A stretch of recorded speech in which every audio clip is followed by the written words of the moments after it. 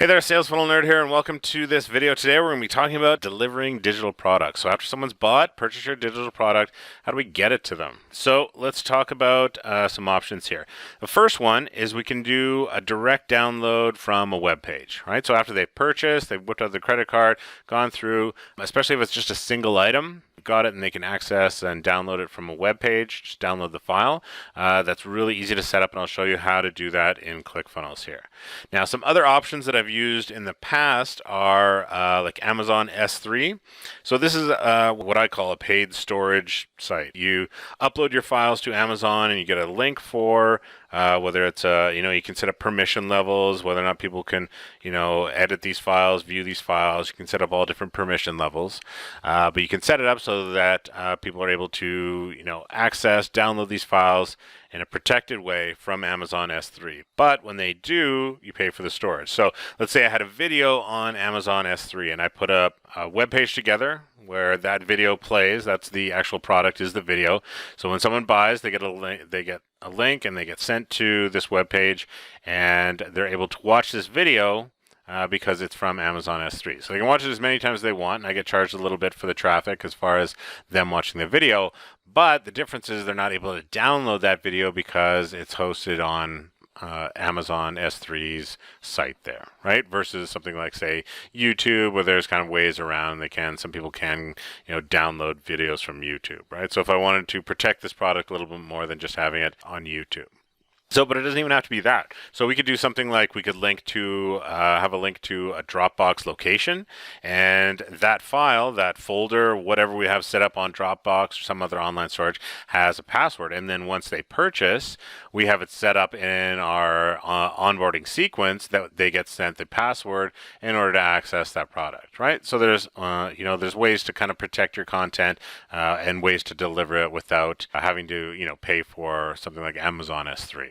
So the next one that we want to talk about here is password protected page for your website using WordPress. So what you can do is you can set up a page. If you have a WordPress website, you can go in and actually set up a password in order to view that page. So if somebody tries to load it up, it's going to come up with a prompt asking for the password, and unless they have it, they can't view that page. So if your product's there, whether it's a video or some files that they download, right, again, you've got it password protected. They get sent the password once they purchase through your email autoresponder, right, through part of your onboarding sequence. Make sense? Simple? So there's lots of ways that you can do this as far as delivering your digital products. So let's say you were going to use ClickFunnels and deliver it that way. I'll show you how easy this is. So when we go into the funnel that we're using, so this is one of my test funnels here. So let's say I'm on my order page here. Now, if it's a sales page and an order page, you can do this. Or if it's you're doing a sales page as one and an order page is separate, go into the order page, and then you'll be able to click on a tab that shows up that says products. After that, we just click add a product. And what we're going to do is we'll just call this test product, just so you get the gist of it here, if I spell it right first. And then we choose our billing integration. So I'm with Stripe. And we'll say that the amount, this is a biggie. We're going to sell this one for $999 because it's expensive and we're worth it. We'll leave it in USDs, US dollars, and we don't need to worry about any price display overrides. Should this product be the order bump? So this is how you would configure a product as the order bump section, right? The element itself is just the order bump element, and then the order bump, to configure that actual product, you just go in here and create a separate product and just check this box saying that it's the order bump. But because this is just a solo main product, we're going to leave this as it is, and we can choose between a subscription or a one-time product. So we'll leave this at one time. We could click create product, but we're going to move on and go over to this part here, which is the important part for fulfillment email. So in here, we say, thank you for your purchase. You may access now we would want to do some changes here. You can access we'll just call this test product.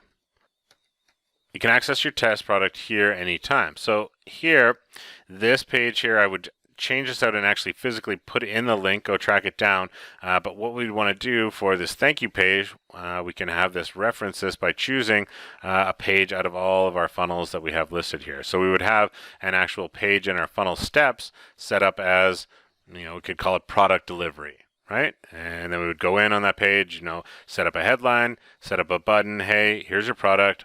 Click this button to download it. And then in here, we could go through our fulfillment email that would get sent out from ClickFunnels. We would just swap this out with, or we would just choose the page in our funnel, in the appropriate funnel there. And that's it.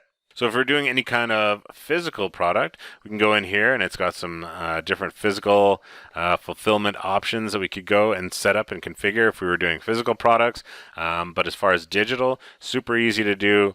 We can do that all through ClickFunnels and adding in a new product that way. Now with PayPal, used that before, same type of thing. When you go in and set up your PayPal item, you can go in and set, it's like a delivery URL or a thank you URL or confirmation URL. But it's basically the thank you page after they purchased. Where do we want to send them to as far as being able to access the product? So you can go in and configure that across the board, whether it's in here or PayPal, but super easy to do, and that is how you set that up. We'll see you in the next video.